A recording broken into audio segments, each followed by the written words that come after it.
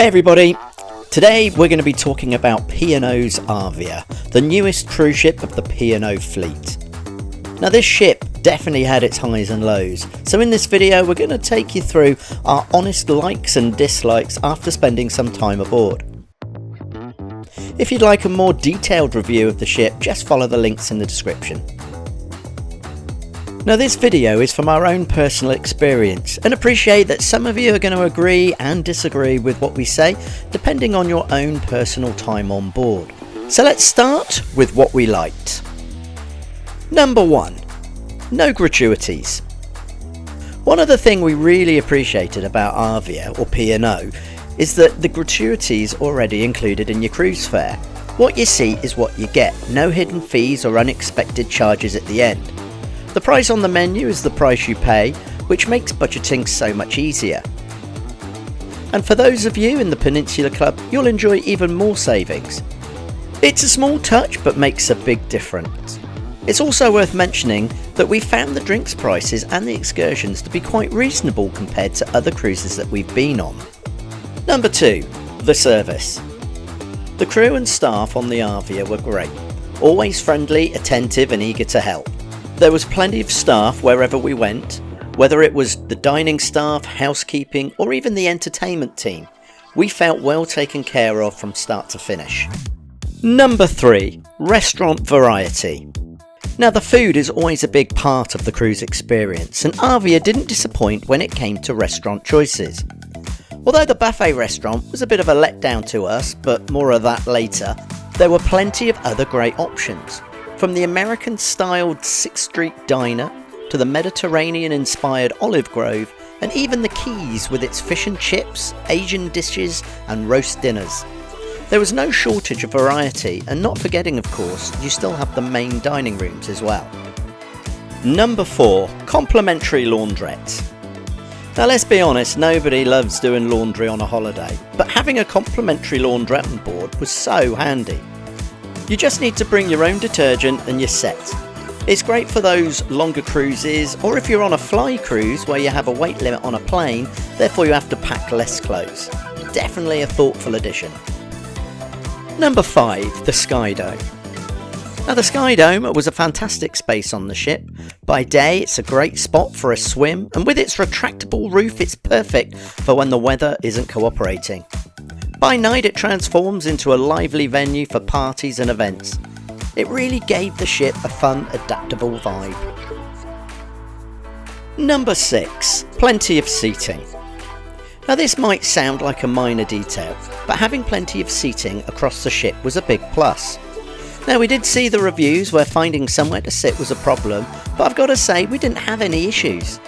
Whether we were grabbing a drink or just relaxing, for us we never had to wander around searching for a place to sit.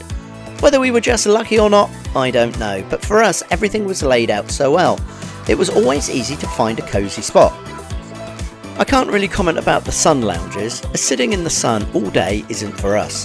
But I can imagine that just like any other holiday, be it a resort, a hotel or another cruise ship, the sun lounges would go quite quickly. So moving on, this is what we felt didn't quite hit the mark for us. Number 1. Limited amenities. Now although the ship wasn't lacking in things to do, it didn't have as many amenities as we've experienced on other ships. Obviously this all depends on what kind of holiday you're after. There wasn't a lot of bells and whistles, which is great if you're after a more laid back cruise.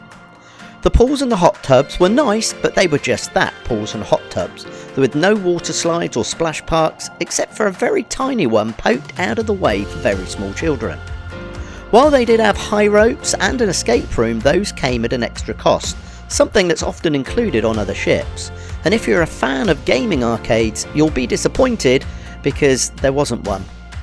The sports arena was quite small, and personally I don't know how anyone could call it an arena. But on the plus side, the mini golf and especially the 3-screen cinema that we enjoyed, they were included in the fare. Number 2. The buffet restaurant. Now we love a good buffet, but unfortunately Arvia's didn't quite live up to the expectations. The food itself was okay, but the variety was lacking compared to other cruises we've been on. it just didn't offer that wow factor that you'd expect from a good buffet. However, as we mentioned earlier in this video, the other included restaurants more than made up for it, so you've still got plenty of great options. Number 3. No 24-hour cafe on board. Now, it's not that we wanted to eat all the time, and it's only a really small thing, but we did miss having a 24-hour cafe on board. Sometimes you just want to grab a light snack or a sandwich late at night without committing to a full restaurant meal. It's not a deal breaker by any means, but it is something we've enjoyed on other trips that wasn't available here. Number 4. The casino. We're not huge gamblers, and in fact the only time we enjoy going to a casino apart from Las Vegas is on a cruise ship. Unfortunately, the casino on Arvia felt like a bit of an afterthought. It had the usual tables and machines, but it didn't have that typical cruise ship glitz and excitement that you'd expect, and felt like it was squeezed into whatever space was left over when they were designing the ship. Now obviously, a casino isn't everybody's type of thing, but if you're like us and like a holiday flutter, you might be a little bit disappointed. Number 5. Entertainment. Now this one's a bit tricky, because while the live performers they had were good, they had great singers, solid musicians, it felt like there just wasn't enough happening. Now on previous cruises, we've enjoyed live bands playing by the pool during the day or in the atrium, sometimes even a lively daytime disco, but we didn't get much of that sort of vibe on Arvia, and just felt a little quiet at times when you'd expect a little more energy. One thing that did stand out, oddly enough, was the abundance of flamenco performances.